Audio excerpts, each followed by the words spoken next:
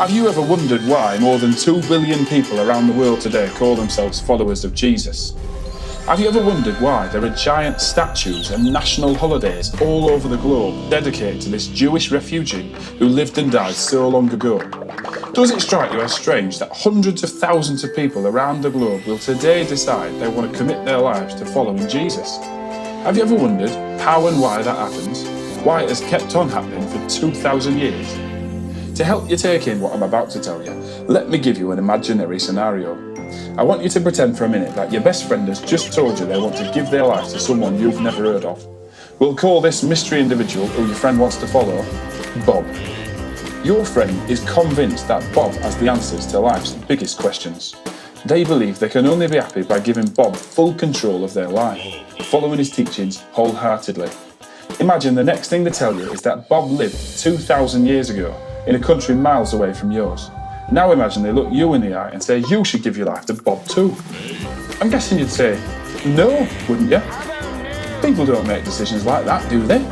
Who, of all the people you've met, would ever commit their life to somebody from 2 millennia ago and who knows how many miles away? That just doesn't happen to, say, ordinary people, does it? The answer is, yes, it does. Welcome to Bogota.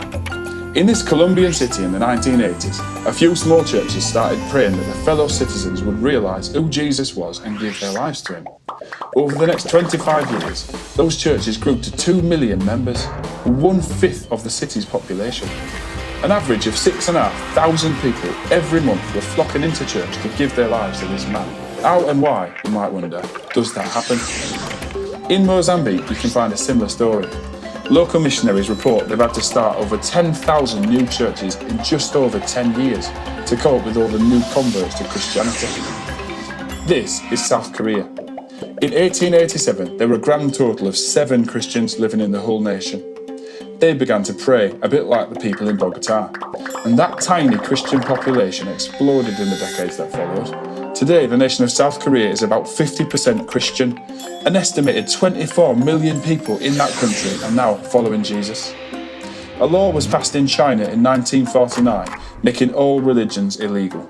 Bad news for the 1 million Chinese Christians who faced imprisonment, exile, or even execution.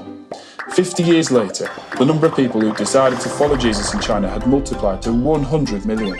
That's an average of 165,000 people every month for 50 years signing up to a way of life that could put them on death row.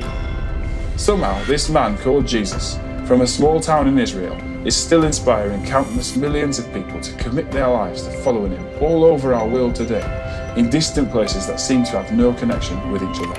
Have you ever asked yourself why Jesus is such big news all over the world?